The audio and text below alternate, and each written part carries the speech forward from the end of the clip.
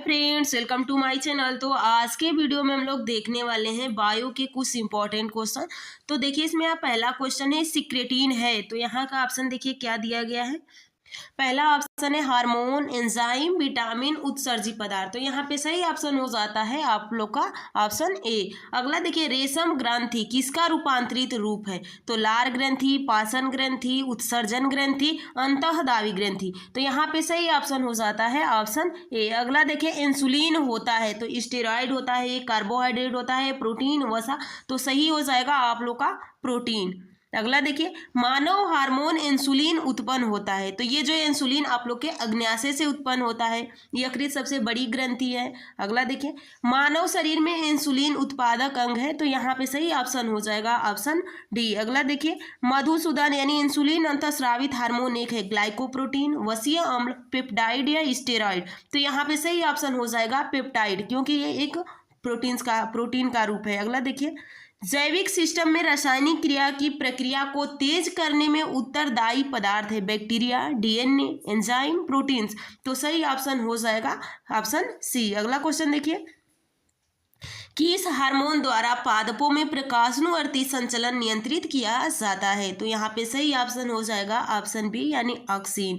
अगला देखिए, इंसुलिन है तो इंसुलिन एक प्रकार का प्रोटीन होता है। अगला देखिए, यहाँ पे मिलान करने वाला पूछा गया है।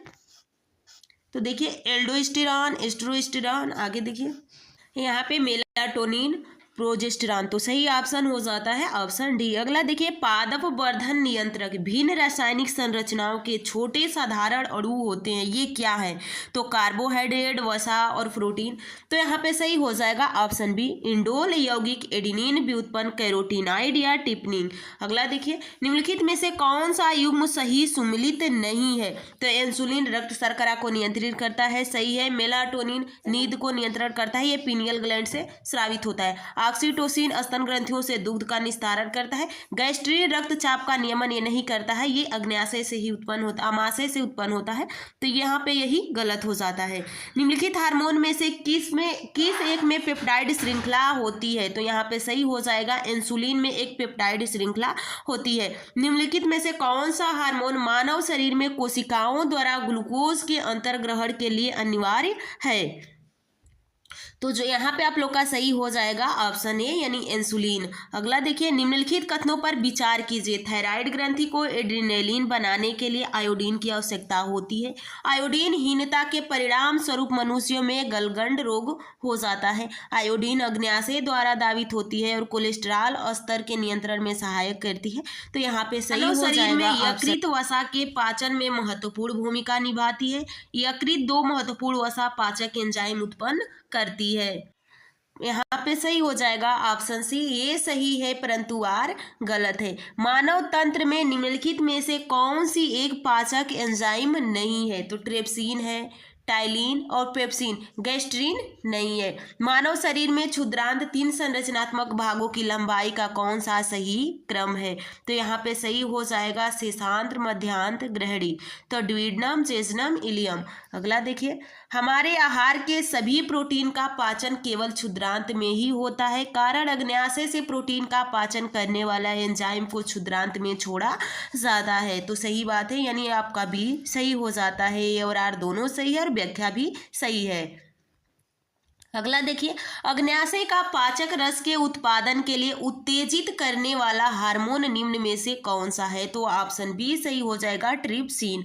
मानव शरीर में पाचन का अधिकांश भाग किस अंग में संपन्न होता है। तो छोटी आंत में होता है। पानी में, बड़ी आंत में पानी का अवशोषण होता है, अवशोषण करती है बड़ी आंत। अगला देखिए, मनुष्य के किस अंग में पाचन का अधिकांश कार्य संपन्न होता है। छोटी आंत में।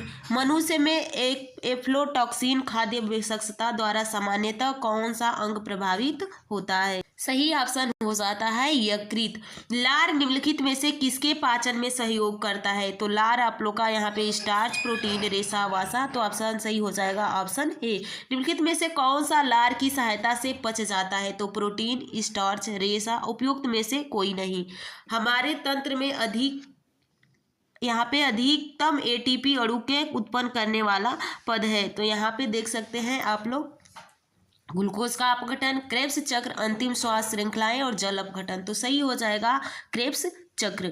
अगला देखिए, पीत रस विषयक निम्नलिखित कथनों में से कौन सा सत्य है? तो ऑप्शन बी सही हो जाएगा। इसमें उपस्थित लवण वसा का पायसीकरण करता है। शरीर में अतिरिक्त ग्लूकोज लाइकोजन को परिवर्तित होकर भंडारित करता है। तो यकृत में पाचन क्रिया में भोजन में उपस्थित कच्चे स्टार्च का पाचन होता है। तो ऑप्शन सी सही हो जाएगा, लार में उपस्थित इमाइलेज द्वारा और पैनक्रियाज में उपस्थित एमाइलेज द्वारा। अगला देखिए, पीत का प्रमुख कारण है। तो कार्य क्या है पीत का? तो पीत का कारण है, ऑप्शन सी सही हो जाएगा, वसा का पायसीकरण, यानी वसा के पाचन में पीत का महत्वपूर्ण भूमिका होती है। अगला देखिए, मानव के पाचन तंत्र में पाचन की प्रक्रिया कहाँ से प्रारंभ होती है? तो मुख से प्रारंभ हो जाती है। प्रोटीन के पाचन में सहायक एंजाइम है। तो यहाँ पे देखिए ऑप्शन सी सही हो जाता है, ट्रिप्सिन। तो आज की वीडियो यहीं पे समाप्त करते हैं। नेक्स्ट वीडियो में